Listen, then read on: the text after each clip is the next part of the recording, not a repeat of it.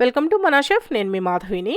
ఈరోజు మనం chicken curry చేసుకుందామండి. రైస్ చపాతీ రెండిట్లోకి ఎక్సలెంట్గా ఉండేటట్టు చికెన్ కర్రీ ఎలా చేసుకోవాలో చూపిస్తాను. మీకు రైస్లోకి బాగుంటుంది, చపాతీలోకి బాగుంటుంది. సింపుల్గా చేసుకోవచ్చు. ఎలా చేయాలో చూపిస్తాను రండి. ఈ చికెన్ కర్రీ కోసం నేనైతే ఇక్కడ 600 గ్రాముల దాకా చికెన్ తీసుకొని నీట్గా కడిగి ఇలా బౌల్లో తీసి పెట్టుకున్నాను. ఇప్పుడు ఈ చికెన్ కర్రీలోకి 2 మీడియం సైజు టమాటాలని ఈ విధంగా ముక్కలుగా కట్ చేసి పక్కన పెట్టుకోండి. అలాగే 2 మీడియం సైజు ఉల్లిపాయలను కూడా ఇలా సన్నగా కట్ చేసుకొని పక్కన పెట్టుకోండి. ఇప్పుడు ఈ చికెన్ కర్రీలోకి ఈ మసాలా దినుసులను తీసుకోండి. 1/2 టీ స్పూన్ మిరియాలు, 2 యాలకులు, జాజికాయ కొద్దిగా చిన్న ముక్క తీసుకున్నాను చూడండి, ఇంత సరిపోతుంది. అలాగే స్టార్ ఫ్లవర్ కొంచెం ఒక 1/2 తీసుకుంటే సరిపోతుంది. జాపత్రి కూడా కొద్దిగా తీసుకోండి. 4 లవంగాలు, చెక్క 1 ఇంచ్ దాకా తీసుకోండి. బిర్యానీ ఆకు 1 ఇలా ముక్కలుగా కట్ చేసి పెట్టుకున్నాను. ఇప్పుడు ఈ మసాలా దినుసులన్నింటినీ ఇలా చిన్న రోట్లో వేసుకొని కచ్చా పచ్చగా దంచుకోండి. ఇలా దంచుకొని వేసుకుంటే మనకి ఆ ఫ్లేవర్స్ అన్ని చికెన్ ముక్కలకి బాగా పట్టి టేస్ట్ బాగుంటుంది. మరి మెత్తటి పౌడర్ లాగా అవసరం లేదు, కచ్చా పచ్చగా దంచుకుంటే సరిపోతుంది. లేదు మీరు కావాలంటే మిక్సీలో అయినా వేసుకోవచ్చండి. కొద్దిగా క్వాంటిటీ కాబట్టి నేను ఇలా దంచుతున్నాను. చూసారా, ఈ విధంగా దంచుకొని పక్కన పెట్టేసుకోండి.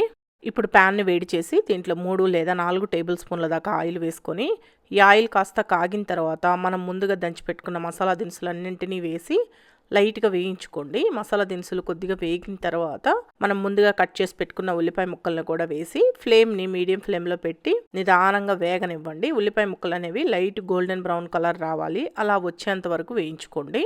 ఇప్పుడు ఉల్లిపాయ ముక్కలు ఈ కలర్ వచ్చేంత వరకు వేయించుకున్న తర్వాత దీంట్లో 2 టీ స్పూన్ల దాకా అల్లం వెల్లుల్లి పేస్ట్ వేసుకొని అల్లం వెల్లుల్లి పేస్ట్ అనేది పచ్చి వాసన పోయేంత వరకు వేయించండి. ఫ్రెష్గా దంచిన అల్లం వెల్లుల్లి పేస్ట్ వేసుకోండి, టేస్ట్ బాగుంటుంది. ఇంకా ఇప్పుడు అల్లం వెల్లుల్లి పేస్ట్ కూడా బాగా వేగిన తర్వాత దీంట్లో మనం ముందుగా కట్ చేసి పెట్టుకున్న టమాటా ముక్కలు కూడా వేసి ఫ్లేమ్ని లో టు మీడియంలో పెట్టి టమాటా ముక్కలు బాగా వేగనివ్వండి. ఈ ముక్కలు బాగా మెత్తగా మగ్గి ఆయిల్ సపరేట్ అవుతుంది, అలా వచ్చేంత వరకు వేయించుకోండి. ఇప్పుడు చూడండి, టమాటా ముక్కలు మెత్తగా మగ్గిపోయాయి కదా. ఇలా వేగిన తర్వాత ఇప్పుడు దీంట్లో చికెన్ వేసుకొని ఒకసారి బాగా కలిపేసి దీంట్లోనే 1 టీ స్పూన్ ఉప్పు, 1/2 టీ స్పూన్ పసుపు వేసుకొని ఇలా కలుపుతూ ఫ్లేమ్ని మీడియం ఫ్లేమ్లో పెట్టి వేయించండి. ఇలా వేయిస్తూ ఉంటే మీకు చికెన్లో నుంచి కాస్త నీళ్లు ఊరుతాయి కదా, ఆ నీళ్లు మొత్తం ఇంకిపోయి ఆయిల్ సపరేట్ అవుతుంది. అలా వచ్చేంత వరకు వేయించుకోండి. సుమారుగా ఒక 7-8 నిమిషాలన్నా టైం పడుతుందండి అలా వేగడానికి. ఇప్పుడు చూడండి, ఈ విధంగా ఆయిల్ సపరేట్ అవ్వాలి, ఇలా వచ్చేంత వరకు వేయించుకోవాలి మీరు. నీళ్లు పూర్తిగా ఇంకిపోయి చికెన్లో ఇలా ఆయిల్ సపరేట్ అవ్వాలన్నమాట. ఇలా వేగిన తర్వాత ఫ్లేమ్ని లో ఫ్లేమ్లో పెట్టి కారం ఒక 3 టీ స్పూన్ల దాకా వేసుకోండి. దీంట్లోనే 2 టీ స్పూన్ల ధనియాల పొడి, 1/2 టీ స్పూన్ జీలకర్ర పొడి, ఒక 1/2 టీ స్పూన్ దాకా గరం మసాలా పొడి లేదా 1 టీ స్పూన్ చికెన్ మసాలా పొడి వేసుకోవచ్చు. ఇవన్నీ వేసుకున్న తర్వాత మొత్తం బాగా కలిసేటట్టు కలుపుకోండి. 1 నిమిషం పాటు లైట్గా కలుపుతూ వేయించండి. ఫ్లేమ్ని లో ఫ్లేమ్లోనే ఉంచండి. ఈ విధంగా 1 నిమిషం పాటు వేయించుకున్న తర్వాత దీంట్లో 3 టేబుల్ స్పూన్ల దాకా పెరుగు వేసుకోండి. మరి ఎక్కువ పులిసిన పెరుగు వేసుకోవద్దు, కాస్త తీగా ఉన్న పెరుగే వేసుకోవాలి. ఈ పెరుగు కూడా వేసుకున్న తర్వాత బాగా కలిసేటట్టు కలుపుకోండి.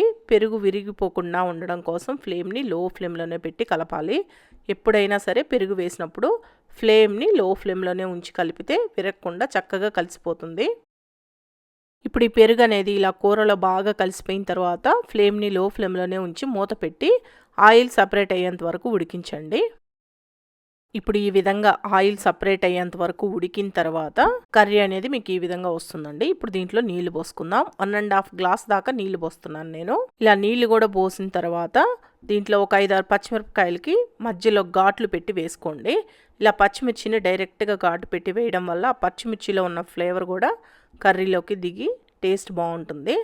పచ్చిమిర్చి కూడా వేసి ఒకసారి కలిపిన తర్వాత మీకు కానీ కారము ఉప్పు ఏదైనా సరిపోలేదు అనిపిస్తే చెక్ చేసుకొని ఉప్పు కారం వేసుకొని కలుపుకోండి.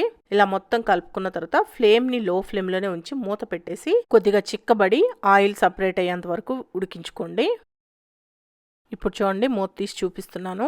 ఈ విధంగా ఉడికితే సరిపోతుందండి. మీకు కర్రీ అనేది ఈ విధంగా రావాలి. ఇది ఆరేటప్పటికి ఇంకాస్త చిక్కబడినట్లు ఉంటుంది, అందుకని ఇలా కొద్దిగా పల్చగా ఉన్నప్పుడే స్టవ్ ఆఫ్ చేసుకోండి. ఇలా ఉడికిన తర్వాత దీంట్లో లాస్ట్గా సన్నగా తరిగిన కొత్తిమీర చల్లుకొని కలిపేసుకొని వేడివేడిగా రైస్లో తిన్నా బాగుంటుంది, లేదా చపాతీలోకైనా ఎక్సలెంట్గా ఉంటుంది. మీరు ఎప్పుడైనా రైస్కి చపాతీకి రెండింటికి కలిపి కర్రీ చేసుకోవాలి అంటే ఒకసారి ఇలా ట్రై చేయండి. మరి ఈ వీడియో మీకు నచ్చింది అనుకుంటున్నాను. నచ్చితే మన షెఫ్ ఛానల్ని సబ్స్క్రైబ్ చేసుకోండి, లైక్ చేయండి, షేర్ చేయండి, కామెంట్ చేయండి.